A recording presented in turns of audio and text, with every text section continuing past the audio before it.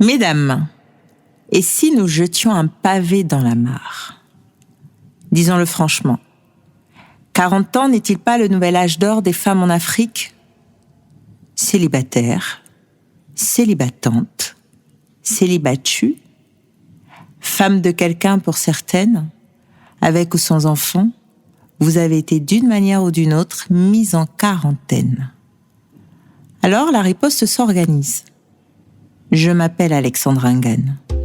Et à travers des conversations de femmes, nous allons révéler les pressions existantes pour savoir qui et si on nous déconfine ou non.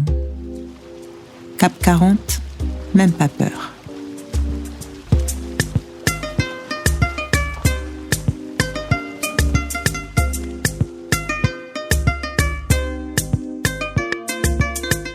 Le handicap, on gère ça comment? Qu'est-ce qu'un handicap? Et ces maladies silencieuses handicapantes? Quelles sont les conséquences du handicap dans la vie quotidienne? Comment vivre avec un parent handicapé?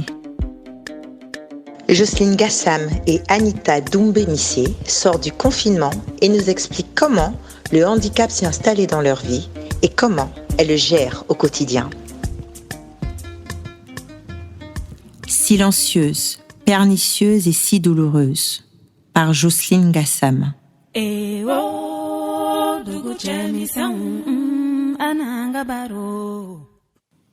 Handicap invisible. Ou encore ces handicapés qui ont leurs 4 membres en place. Dites, on a conclu ou pas sur le fameux « l'habit ne fait pas le moine », mais c'est à son habillement qu'on le reconnaît. Parce qu'il faut nous soutenir, nous. On ne sait plus où donner de la tête, particulièrement en ces temps-ci où la quelconque douleur, pas visible, pas physique, pas palpable, n'est juste pas crédible en fait. Je ne parle pas ici de folie ou de problèmes liés à la santé mentale, oh non. Bien que ces personnes, elles aussi vivant de vraies tortures internes, le débat n'y est pas. Je vous parle plutôt de personnes fortement handicapées, mais pas selon l'attente que l'humain lambda a de l'handicap. Je vous parle de maladies forçant des individus apparemment en superbe forme, vu de la carapace, à vivre des fois plus mal que quelqu'un ayant perdu un membre ou un sens. Soyons clairs, je ne vous accuse pas d'être inhumain, non. Parce que vous faites peu de cas des handicaps de personnes que vous voyez se tenir bien debout et qui ont même le privilège d'être plutôt agréables à regarder, on va dire. Non, that's not the plan. La vraie question c'est, comment le sauriez-vous? Comment pouvez-vous entrevoir que cette jolie fille, si joyeuse généralement, souffre peut-être de fibromyalgie, invalidant son fonctionnement quotidien? Comment apercevrez-vous que cette ô combien charmante jeune maman de 3 enfants, belle comme un lever de soleil en Thaïlande, en réalité souffre de paralysie du visage et de vertige en permanence, conséquence d'un antécédent d'AVC? Comment pourriez-vous savoir que derrière cet entrepreneur dynamique, solide, rafraîchissante, humaine, se cache une grosse malade avec de diverses arthroses à travers le corps? Non, vous ne savez pas le deviner, je vous l'accorde. Ce qui ne change pas le fait que leur vie soit des enfers, en réalité, et qu'elles apprennent seulement à survivre, à cohabiter avec le reste de l'humanité. Tout de même, vous n'avez pas complètement tort sur le fait de ne pas pouvoir déceler ce qui n'est pas affiché ou expliqué. Essayons de rendre tout ceci beaucoup plus palpable, ok? Prenons l'exemple de douleurs chroniques. Tenez, prenons celle de l'arthrose, par exemple. Vous savez, quand vous avez une fracture, vous avez tellement mal que vous voudriez insulter toute la généalogie du médecin qui essaie de replacer votre bras avant le plâtre. La bonne nouvelle concernant cette fracture, c'est qu'après ce plâtre, les anti-inflammatoires, un peu de rééducation, vous irez mieux, voire bien. Pour un malade d'arthrose, par contre, il continuera de ressentir la douleur, comme pour cette fracture, mais à vie. À vie. Aucun plâtre, aucun anti-inflammatoire n'y remédiera, aucun antalgique, rien. Vous voyez ou pas?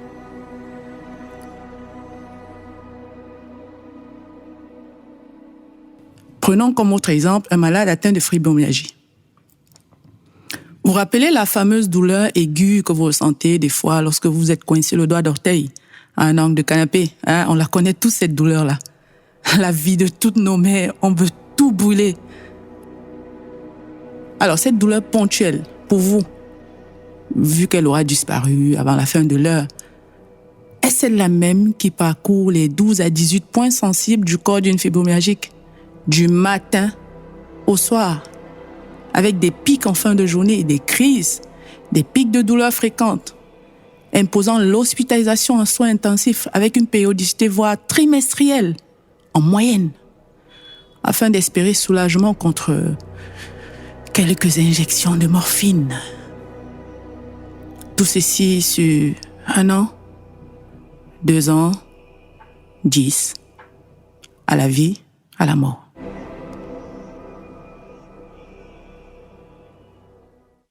Vous voyez ou pas ce qu'on entend par handicap invisible? Je vous avoue que pour ces personnes-là,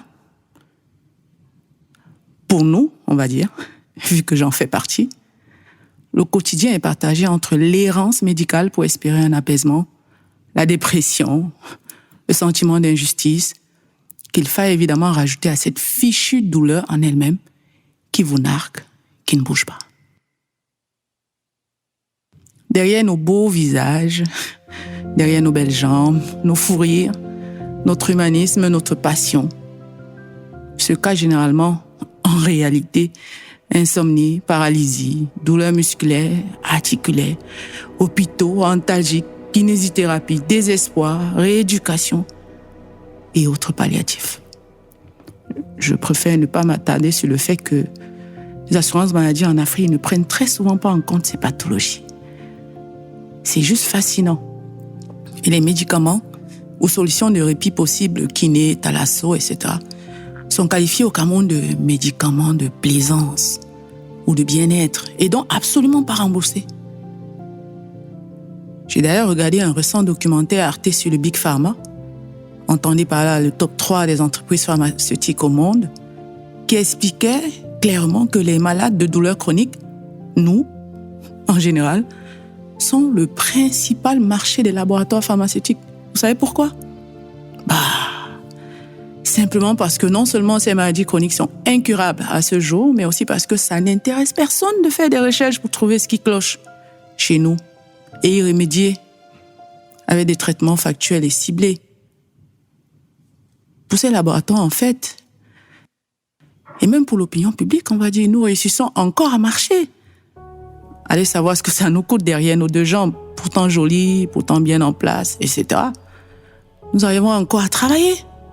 Pour certains, on va dire, parce que l'handicap s'intensifie au fur et à mesure chez certaines personnes et d'autres commencent à être obligés de négocier des réaménagements de programmes de travail ou optent simplement pour le chômage parce que plus rien ne fonctionne. Nous réussissons à vivre, quoi.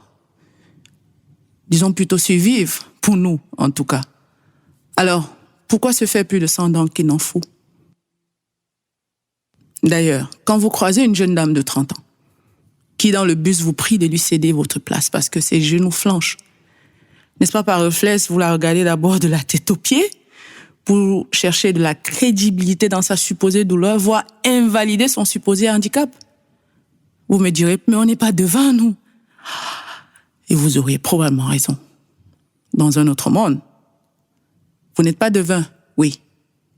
Mais pourquoi invalider la douleur d'autrui? La solution est pourtant simple, ou presque. Humanité, empathie. Apprenez à connaître votre entourage. Un de vos proches vous semble asocial, cherche toujours à s'asseoir, semble se lasser de votre présence, rechigne très souvent à sortir le soir avec vous, ne décroche pas systématiquement vos appels. disparaît de tous vos radars un moment, essayez de tendre une oreille, puis votre épaule, et vous découvrirez peut-être que depuis lors, cette personne faisait juste des efforts impressionnants pour socialiser avec vous. Vous réaliserez probablement que derrière cette belle carapace se cachaient de sombres persécutions qui jusqu'ici ne lui donnaient et ne lui donneront jamais la priorité aux places assises, au parking pour handicapés.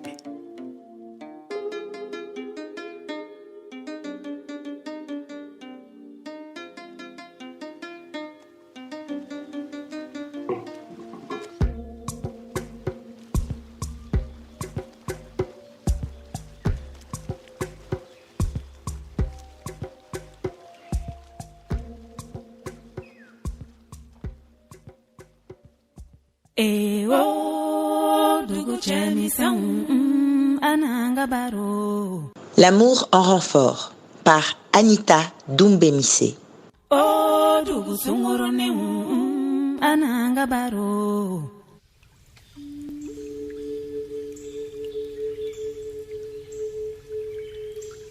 Comment on aborde le sujet de la mort à un enfant de 11 ans?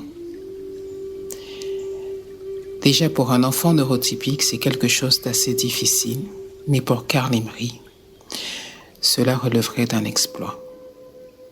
Le terme neurotypique est un terme que vous m'entendrez souvent utiliser tout le long de mon partage. Février 2010, nous sommes à Londres. Carl Emery est né. Je suis Anita, je suis sa maman. Une chose qui se remarque tout de suite, son sourire. Il a toujours eu ce sourire au visage, rempli d'espoir, rempli de joie, rempli de gaieté, rempli de tellement de chaleur. Son père et moi étions tellement contents, car on se disait qu'on avait beaucoup de chance, jamais trop de caprices. À 8 mois, il tenait déjà sur ses 2 petites jambes. Il n'a pas jugé nécessaire de ramper. Ça aussi, nous l'avions rangé dans la case exploit. On l'en félicitait même. À 10 mois, il commençait la crèche et c'est là-bas que les premières remarques ont fait surface. Selon ses animatrices, Carl Emery ne répondait pas à son prénom. Était-il sourd? Il n'établissait pas de contact visuel, ne participait pas aux activités avec les copains. Je comprendrai beaucoup plus tard que tous ces signaux étaient annonciateurs d'une situation bien plus complexe. À 4 ans, nous vivons maintenant à Douala. Carl Emery ne parle toujours pas, du moins très peu de vocabulaire. Il se sert des gens autour de lui pour répondre à ses besoins.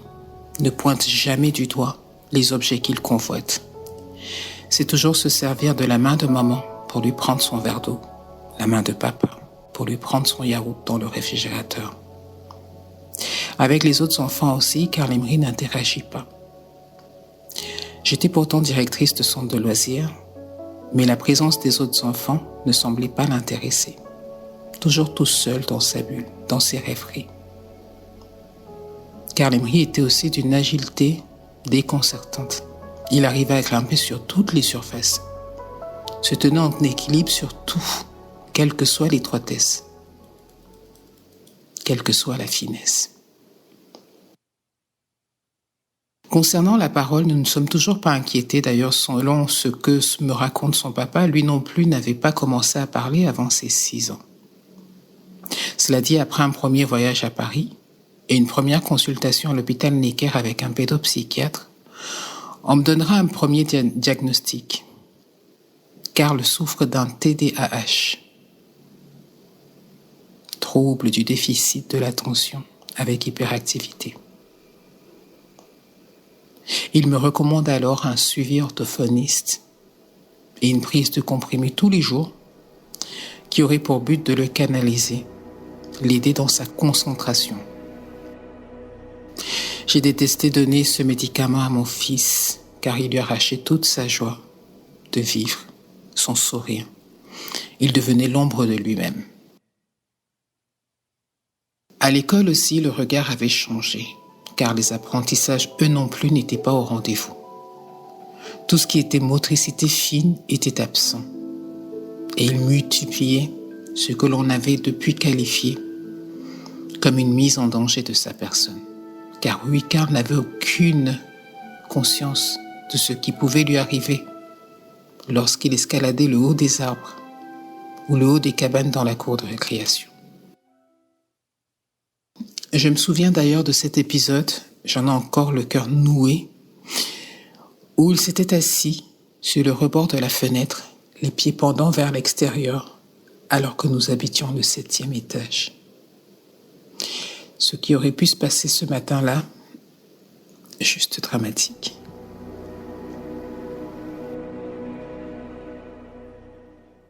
Alors tout doucement, le quotidien de Karl avait changé.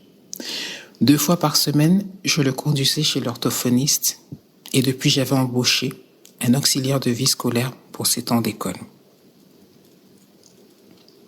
On n'a pas conscience de ce qu'est la maîtrise de la parole. Je me souviens de ses premières séances chez l'orthophoniste où elle lui faisait alors souffler dans un ballon. Je me revois appeler son père et lui dire « 15 000 francs pour 30 minutes à souffler dans un ballon, mais elle se moque de nous ».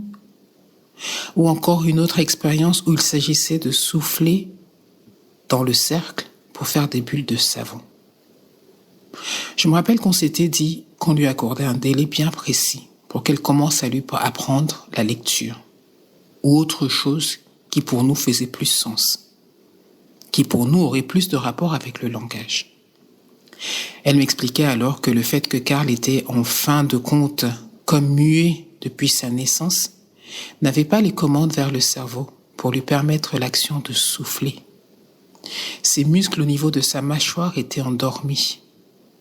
Effectivement, je me suis rendu compte avec effroi que Karl soufflait par son nez, car il ne savait pas le faire par sa bouche. D'ailleurs, pendant toutes les séances, elle employait le langage des signes pour échanger avec lui. Et moi qui pensais, dans toute mon ignorance, qu'il prendrait tout simplement des cours de lecture, des cours de parole. Côté école, l'addition était vite salée. Son AVS, chaque mois, nous coûtait 400 000 pour sa seule présence auprès de Karl. Il aida à suivre ses leçons, faire ses coloriages, répéter pour lui les instructions de la maîtresse. Il faut savoir que finalement, ce n'était qu'un petit garçon de 5 ans dont il s'agissait. À 7 ans, c'était très clair qu'il y avait un problème. Après une énième réunion pédagogique avec sa maîtresse, sa directrice, son AVS, l'infirmière de l'école, ah oui, Karl, à lui tout seul, avait un véritable bataillon. Que la décision était prise de retourner creuser, retourner chercher, essayer de comprendre quelle était donc cette particularité de Karl qui retardait tant son évolution intellectuelle. Il fallait repartir en France, mais de façon définitive. L'heure avait sonné pour moi de couper la poire en 2. Mettre un terme à ma vie d'épouse, qui depuis battait atrocement de l'aile, et remettre en priorité celle de mère. Il y avait un problème, et comme dans toute chose, il fallait choisir laquelle de mes batailles était la plus importante. Le choix s'est fait tout seul, et nous sommes partis. Le retour à Paris s'est donc fait, et très vite, je me retrouvais devant un nouveau pédopsychiatre. Celui-ci venait avec de fermes recommandations des assistantes sociales. Plus tôt, je vous ai parlé des signaux que j'aurais dû savoir interpréter. J'apprenais alors qu'il n'était pas normal pour un bébé de ne pas pleurer. Pas normal de ne pas ramper. Pas normal de ne pas exprimer naturellement ses besoins. Pas normal de ne pas. Pas normal de ne pas, la liste a juste continué. J'ai appris aussi que certains enfants naissaient avec une sensibilité exacerbée et était ce que les psys qualifiaient d'éponge émotionnelle. Tout ce que maman taisait, gardait profond, se refusait de partager avec quiconque, car Lemri le vivait pour tous les deux, l'absorbait. Et cela était suffisant pour le perturber. L'envoyer sous une carapace épaisse pour y trouver refuge. Vous savez, sortir de chez le pédopsychiatre et réaliser qu'on n'a pas su protéger émotionnellement son enfant est chose extrêmement difficile à accepter. Peut-être était-il né avec ces difficultés, mais il fallait accepter qu'en tant que parents, nous avions notre part de responsabilité. Je finis par comprendre que tous ces gestes stéréotypés qu'il répétait systématiquement, toujours sur la pointe des pieds, toujours à sautiller partout dans la pièce, les mains en l'air, les petits sons, les petits cris, pris de crises de fou rire sans raison. Que les mots et les phrases qu'il répétait quand on s'adressait à lui ou quand on lui posait des questions qu'il ne répondait pas étaient de l'écholalie. Tous ces signes et tout ce que j'ai pu citer plus haut étaient des caractéristiques à un trouble bien précis, l'autisme.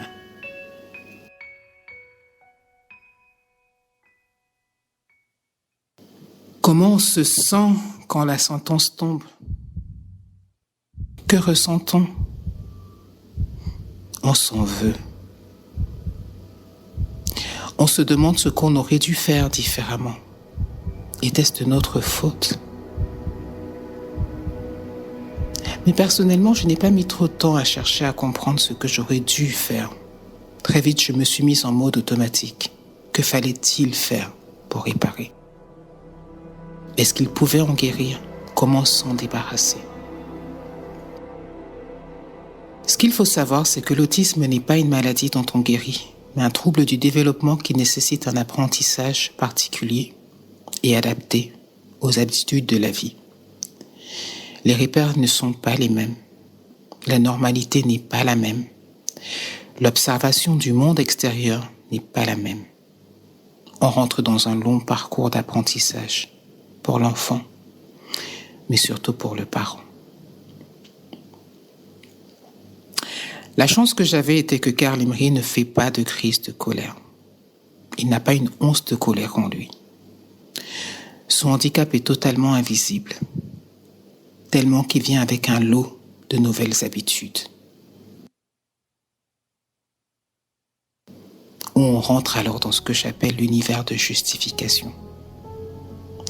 Tout le monde doit comprendre ses réactions, de la dame qui va lui demander comment il s'appelle, quel âge il a, à qui il ne donnera pas de réponse, mais répétera comme un automate ce qui lui est dit, aux personnes qui le feraient s'allonger par terre au supermarché sans aucune raison et qui en déduiraient tout simplement qu'il est en manque de bonne éducation.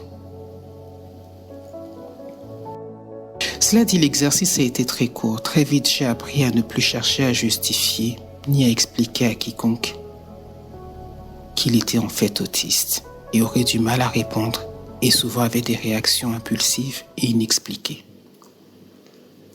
Le regard de l'autre, très vite, a cessé d'être un souci pour moi. Je me concentrais plutôt à expliquer à Karl Lemri ce qu'il fallait faire et ne pas faire dans chacune des situations. Notez qu'une prise en charge précoce et intensive permet à un enfant autiste sur 2 de réussir à l'école et de mener une vie normale. Mais pour arriver à l'ouverture de ses droits d'inscription à une vie scolaire, l'étendue des démarches administratives nécessaires et l'attente des différentes notifications de la maison départementale des personnes handicapées m'ont semblé une éternité. Au bout de 365 jours, à rester 24 heures sur 24, 7 jours sur 7, à la maison, avec Karl, sans pouvoir ni travailler, ni même penser à rechercher un emploi, où on se sent condamné, où on se sent cloîtré, j'obtiens enfin le Saint Graal. La reconnaissance de son handicap et les autorisations d'inscription aussi bien à l'école primaire que dans un centre spécialisé. Voir cette carte de handicapé était un choc. La photo de mon fils, son nom, un nouveau document au travers lequel il serait dorénavant identifié. Oui, mon fils avait besoin d'une attention différente, particulière. C'est allé très vite par la suite.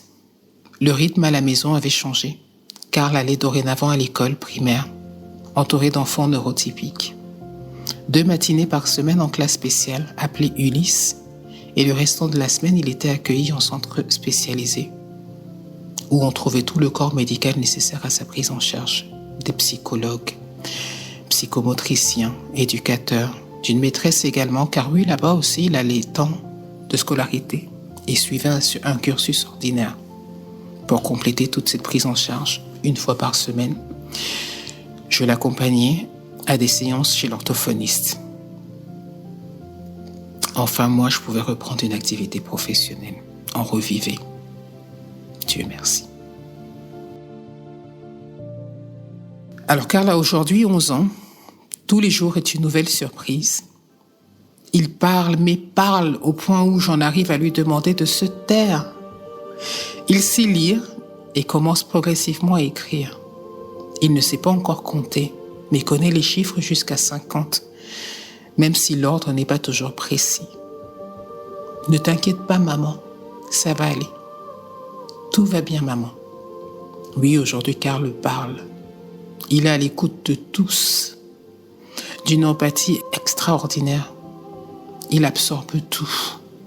Un enfant qui pleure au parc, il devient son consolateur. Quelqu'un qui est triste autour de lui, il prend sur lui de le réconforter. Il absorbe tout sentiment, positif comme négatif. Karl aime que son quotidien soit rythmé. Il est volontaire et a la soif d'apprendre. Les retours d'école sont positifs. Son évolution est juste remarquable, appréciable et appréciée. Tout son vocabulaire emmagasiné et toutes ces années de mutisme fusent.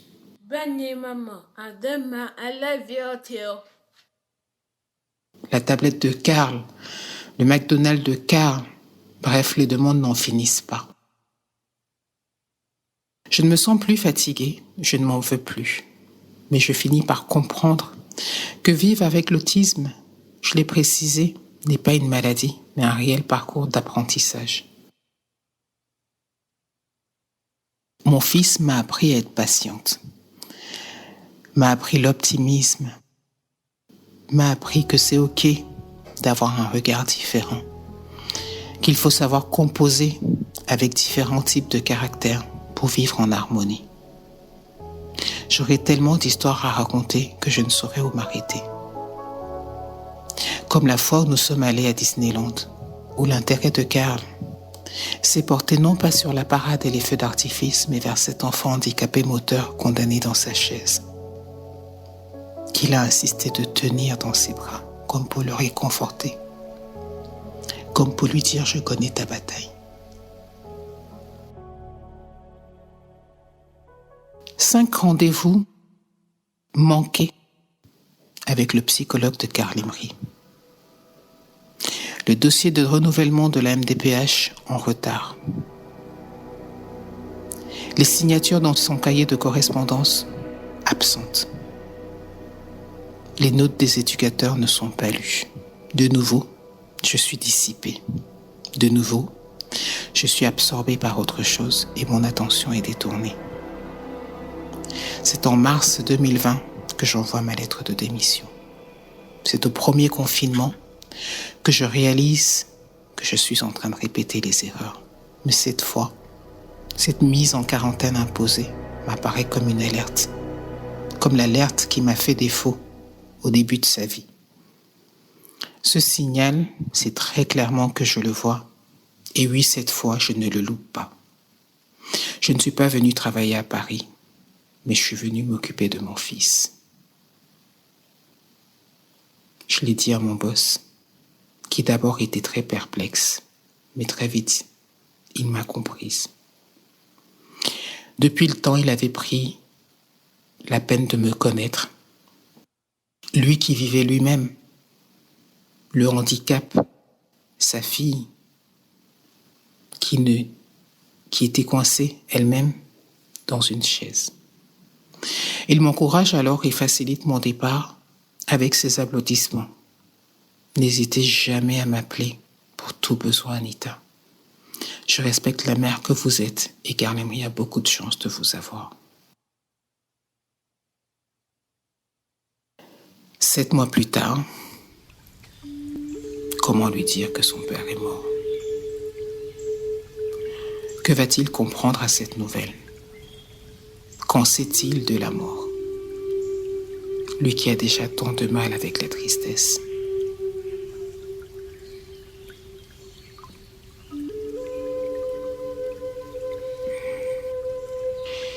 Lui pour qui la chaleur paternelle n'était plus depuis ces 5 dernières années.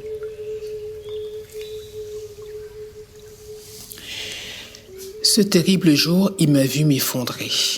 Je me suis pris un conteneur d'informations.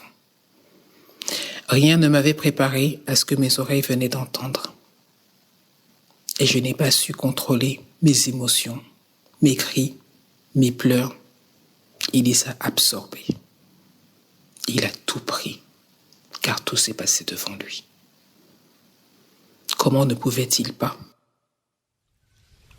Dorénavant, dès que je m'absentais d'une pièce, il m'emboîtait le pas pour s'assurer que je n'allais pas m'enfermer pour pleurer. Tous ses sens étaient au taquet.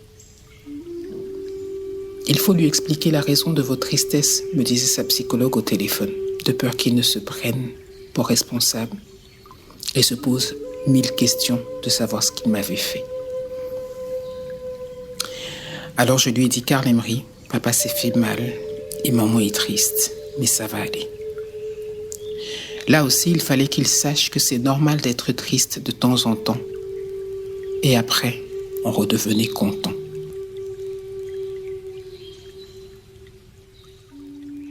Une leçon de plus pour lui à assimiler.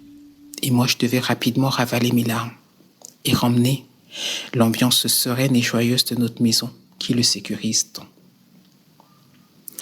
Je ne lui en dirai pas plus pour le moment. Car ce qui est primordial est de ne rien changer à son quotidien. Ne surtout pas venir chambouler des années de travail, des années d'efforts que cela a coûté pour arriver à le voir enfin éclore, enfin alerte, enfin en harmonie avec son environnement, avec lui-même.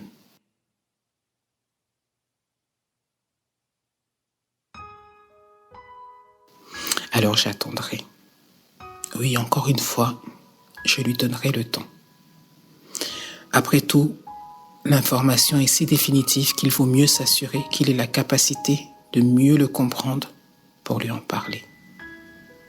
Le risque est trop grand pour tenter le contraire.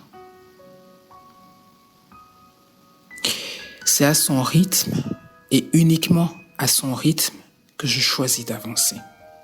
Pour tous les deux, je choisis de porter cette peine.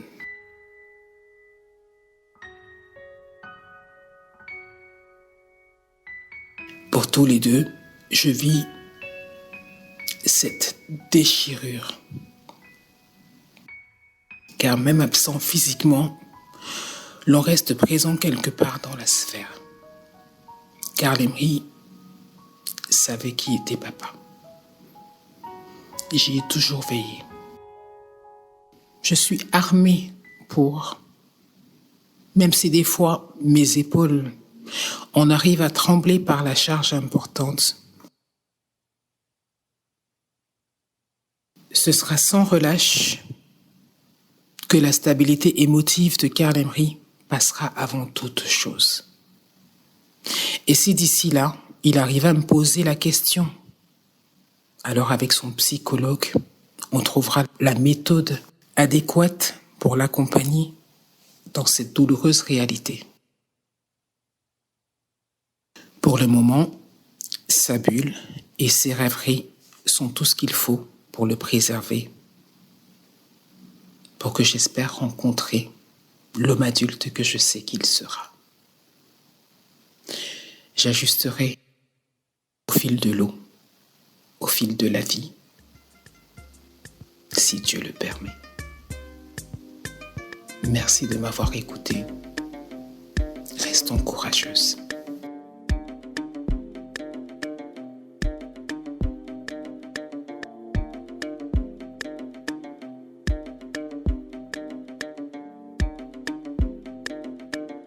En espérant que ce podcast vous a plu, nous vous invitons à découvrir d'autres sujets des mises en quarantaine sur toutes nos plateformes de partage. N'hésitez surtout pas à nous faire part en commentaire ou message privé de vos avis et suggestions. À très bientôt.